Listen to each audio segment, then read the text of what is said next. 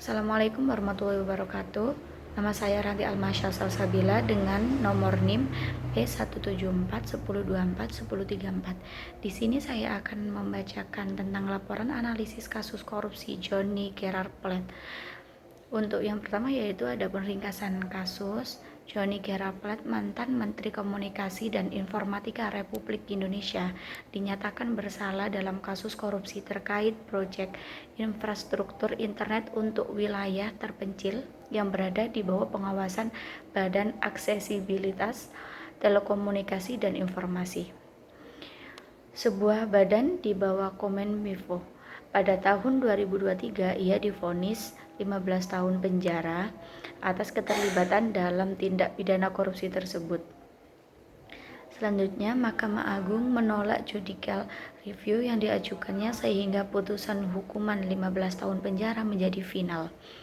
Proyek tersebut bertujuan memperluas akses internet ke daerah terpencil, tetapi dalam pelaksanaannya ditemukan penyimpangan prosedur dan menggunakan anggaran yang tidak sesuai ketentuan, yaitu yang menyebabkan kerugian keuangan negara. Jenis korupsi yang dilakukan yaitu berdasarkan definisi umum korupsi. Tindakan Johnny ini termasuk korupsi proyek pemerintah atau penyalahgunaan anggaran negara. Korupsi ini melibatkan yang pertama yaitu penyimpangan dalam proses penganggaran dan pelaksanaan proyek pemerintah. Yang kedua yaitu penggunaan dana negara tidak sesuai dengan tujuan awal. Yang ketiga yaitu manfaat atau keuntungan tidak semestinya yang diterima pihak yang melibatkan dalam proyek tersebut. Jenis korupsi ini sering dikategorikan sebagai korupsi proyek atau anggaran, termasuk kategori suap tersembunyi, kolusi dalam pelaksanaan program Republik, serta penyalahgunaan wewenang publik untuk merugikan keuangan negara. Yaitu yang ketiga ada modus operandinya. Berdasarkan informasi yang tersedia, berikut pola dan langkah modus korupsi yang digunakan, yaitu yang pertama, perancangan dan pengadaan proyek. Pelaku melakukan atau menyetujui pelaksanaan proyek infrastruktur internet yang anggarannya berasal dari negara. Dalam melaksanakan proyek itu ditemukan ketidaksesuaian antara kebutuhan teknis program dengan pelaksanaannya. Yang kedua yaitu penyimpangan prosedur dan pengawasan. Ada dugaan kurangnya pengawasan atau prosedur standar yang transparan sehingga proyek bisa dijalankan di luar ketentuan resmi pengadaan barang dan jasa.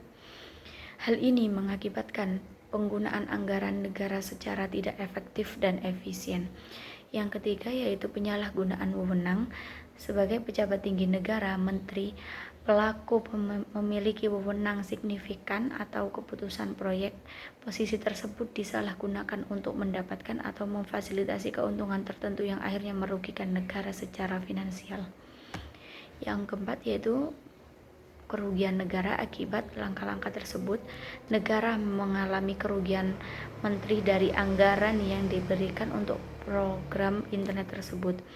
Walaupun angka pasti kerugian tidak disebutkan dalam sumber berita, tetapi ratusan pengadilan menegakkan adanya tindakan koruptif yang merugikan negara.